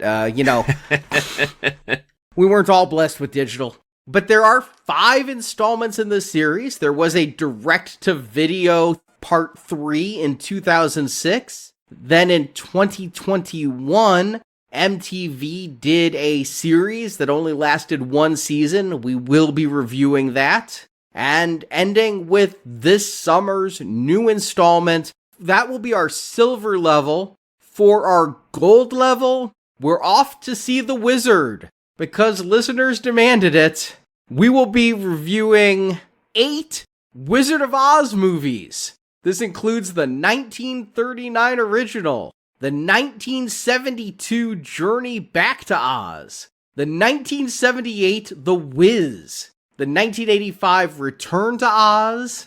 I didn't know the Muppets went to Oz in 2005, but we're looking at Muppet Wizard of Oz. I've seen it. I watched it with my daughter when she was little. TV Muppet movie. Yeah, it's a TV Muppet movie. Yeah, it's got Quentin Tarantino in it as an actor. And it's written by the guy who did the Goldbergs TV show. Then Oz the Great and Powerful. And then ending with the twofer of Wicked and Wicked for Good. So who's a fan on that series? Well, that would be you, Brock. That would be me, because, the original is the original Wizard of Oz. Give me a break. But I do like musicals more than the rest of us here, and, Wizard of Oz is a legacy of that sort, but this series isn't all musical. The Return to Oz is not a musical. So it's going to be a very interesting journey through Oz on that one, because every one of those movies is completely different, obviously besides the Wicked duology. So it's going to be a really interesting conversation to go down that yellow brick road, because really no 2 movies are done by the same people. I think it's going to be a really surprising series for us to do here at Now Playing. Yeah, that will be our gold level 8 movies for a donation of $25 or more. I'm going to be the newbie to that series, because out of all 8 movies, I've seen one of them. Is it The Wiz? No, it is the original Wizard of Oz. No. It's the Muppet one, sure. And then for platinum level, we're doing a little bit more horror, kind of tying into I Know What You Did Last Summer. The Fear Street films. There are going to be 4 reviews at platinum. Again, we normally do 3 at platinum, but the 4th Fear Street movie was just released last week to Netflix, Fear Street Prom Queen, and this just seems really like an interesting series. It's based on the book series by R.L. Stine, who's best known for the Goosebumps books, and each one of these movies is in a different time period. Part 1 is a 90s film, Part 2 is a 70s film, Part 3 is in the 17th century, and Part 4 is in the 80s. So I'm thinking this could be a lot of fun with this interconnected, time-jumping slasher series. I only know them by name, and I haven't seen them on Netflix, but I'm interested to check them out. Is it like a YA kind of movie? I thought the Fear Street books, and I could be wrong, because the Goosebumps came out after we were already in high school. They were really famous in the 90s, right? Or maybe even 2000s, and we were not reading this level. But I understood the Fear Street books to be written for the kids who grew up on Goosebumps who are now a little bit older, like the next level up. Not ready for Stephen King, but beyond what Goosebumps was. You're exactly right. It is a teen-focused slasher series of books. And they have published 51 books in that series. And that's just in the original. There are also like spin-off series from Fear Street. So it looks like literally hundreds and hundreds of teen-oriented books. I will not be reading all of them for this movie review, but I'll get my daughter to start reading tomorrow. I'll buy her a personal pan pizza for each of the books she finishes by the time our reviews come out. So like the 1980s? Yeah. Reading over the summer? Incentives for kids to read and get a free personal pan pizza. So that is all available. We are also going to be releasing from the vault and making available the Jurassic Park series of reviews. As of this recording, we have no plans of reviewing Jurassic World Rebirth this summer, Stuart is in no shape for that, so we are not even entertaining that thought. But if you donate for the Jurassic World shows, you will get that review when Stuart returns. We will be making that a priority for us to review. So hopefully you can join us. To be perfectly honest, hopefully Stuart can join us on some of those reviews. We are thinking of him and wishing him absolutely the best, and we know all you listeners are too. He's in my thoughts all the time, and I know, again, like we said last time, I know you guys miss him, we miss him, and we can't wait for him to be better and back. And when he is, we will catch up with Mission Impossible and Jurassic World and all of that. But we're not going to rush him at all. He's still in the hospital. He's out of the ICU. We're all so happy about that. He was excited he got to eat ice chips today. It's the first time he's been able to have any kind of liquid for about a month. So that's very exciting. But we don't want to push him, and so when looking at our July schedule, it just seems like it might be overly ambitious to think he could come back in time to record the Superman show and the Fantastic Four shows we had scheduled. We will get to those movies when he is ready, willing, and able, but for now, we're going to let you guys decide what we cover in July instead. We have a poll. It's available if you go to nowplayingpodcast.com and click the banner at the top, where you can choose between 6 different 3-part retrospective series for us to cover during those 3 weeks in July. And those options are the Alex Cross movies, which includes Kiss the Girls and Along Came a Spider with Morgan Freeman, Ashley Judd, and then there was a reboot I didn't even know about that came out not all that long ago called Alex Cross. Or if you want a superhero series, there's the Darkman films that were started by Sam Raimi and then got 2 direct-to-video sequels. If you want something a little bit lighter, maybe a sports retrospective to go with baseball season, we have option 3 as Major League, with Major League, Major League 2, and Major League 3, Back to the Minors, the world's most ironic film title. If you want something a little bit more horror and some Guillermo del Toro, there's the Mimic series. There are 3 of those, Guillermo del Toro's original, and then 2 direct-to-video sequels. Or there's the Robert Landon movie trilogy based on the books. Those are The Da Vinci Code, Angels and Demons, and Inferno. Or finally, if you're looking forward to Liam Neeson taking over the role of Frank Drebin in Naked Gun, well, we could talk Liam Neeson with Taken, that trilogy of films that I think turned him into an action star go-to as far as the endless stream of mostly direct-to-video, but some theatrical action films he's been doing ever since. So head to nowplayingpodcast.com. There's a week and a half left for you to vote and tell us what movies you'd like us to cover while we wait for Stuart to heal. So thank you for listening and supporting Now Playing. We'll talk to you soon, and thank you, Counselor, for the coffee. Wait, that's it? It's just over? You'll be alright, Counselor. No. What if I need you? How'll I find you? Well, you don't need me. Not anymore.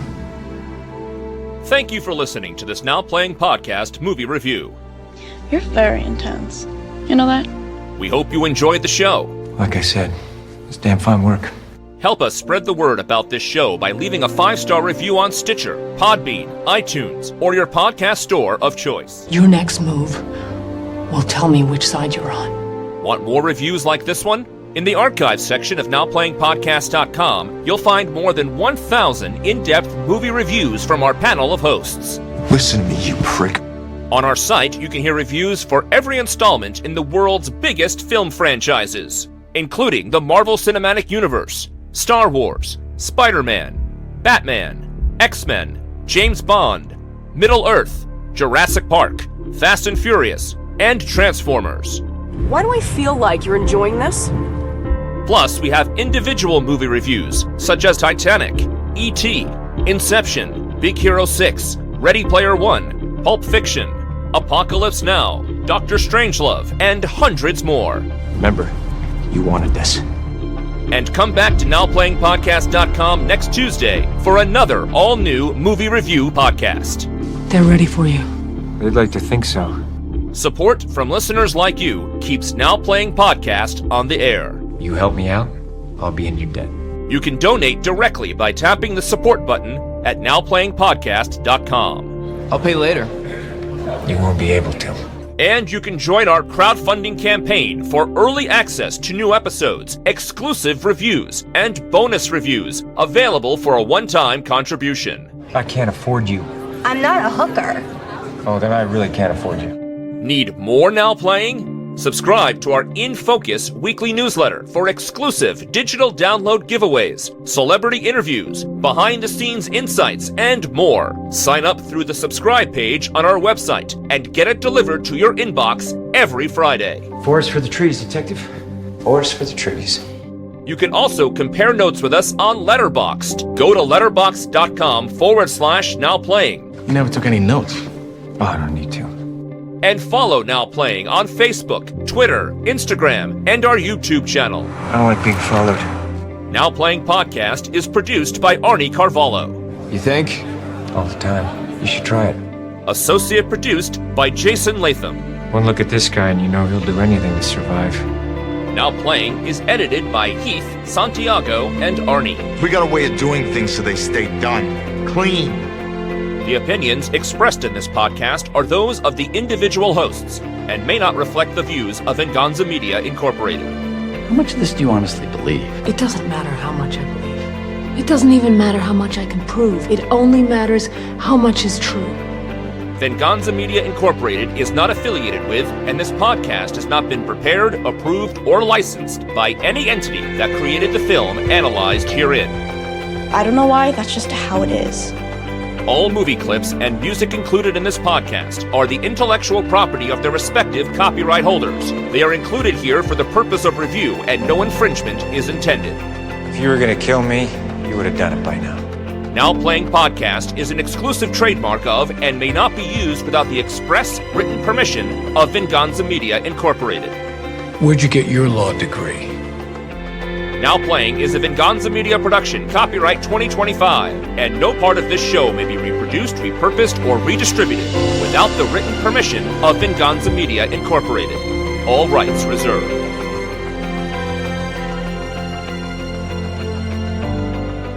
You think I'm a hero?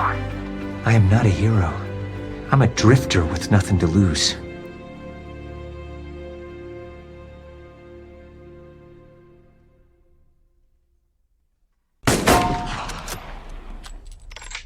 You guys know I'm talking about Cubs fans after they won the World Series, right? Oh. Yeah, well, I live in Chicago, and it was a huge deal. And I understand that time.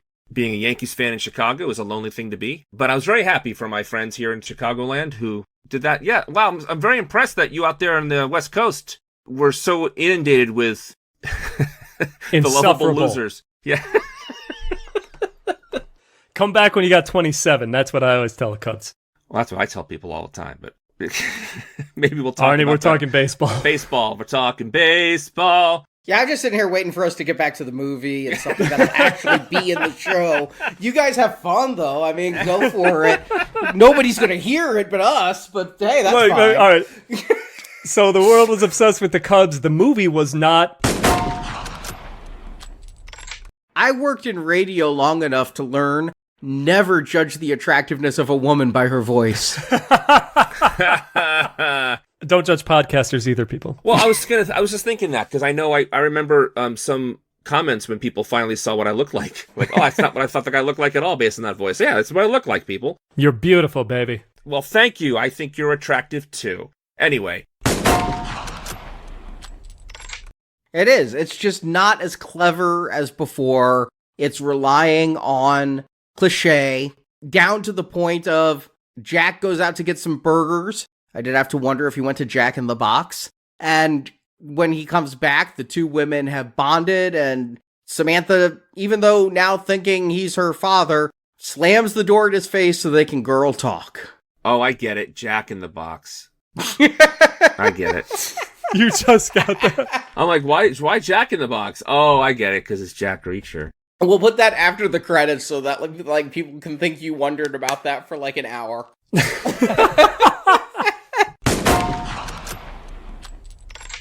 No, they're on their way in. This plane just came from Afghanistan. Okay, so that's why the opium's still there. Yeah, people in Afghanistan don't need opium. It's in the States where we want it. And now it's tariffed at 85%. But those could be lower by the time the show airs. They could be higher. I don't remember the Trump tariffs on Afghan opium? On street drugs. I don't realize there was a tariff.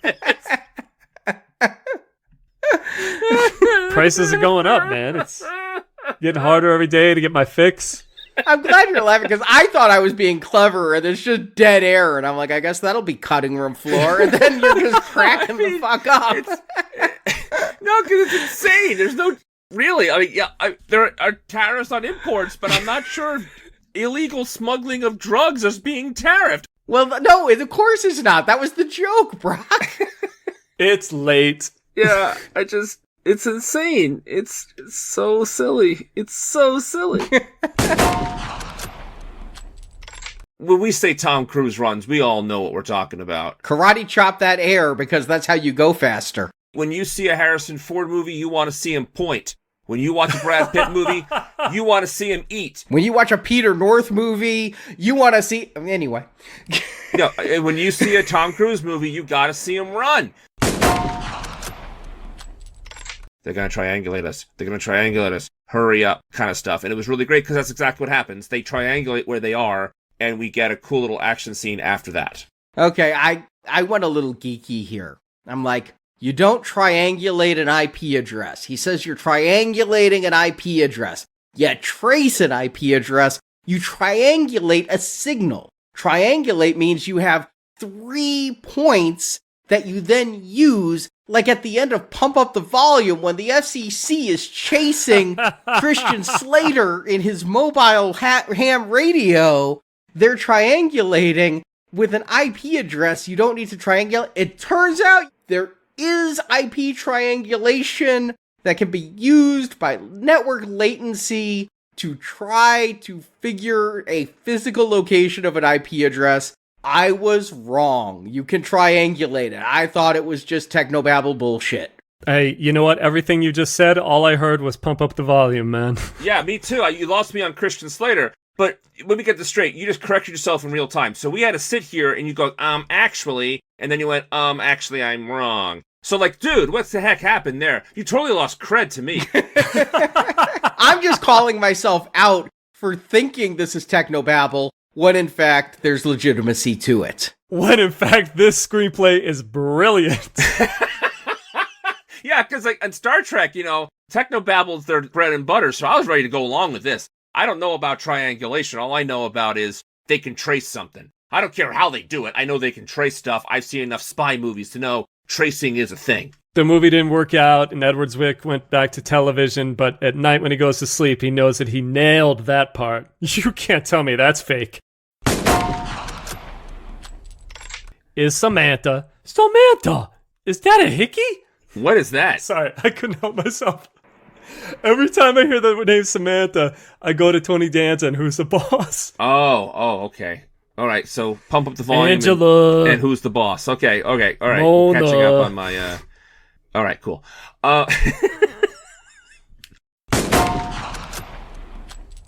Went to church. It seems like a funeral, but I don't think it is. But they're playing sad music. Maybe that's just how churches are. I don't go. But it's too depressing. But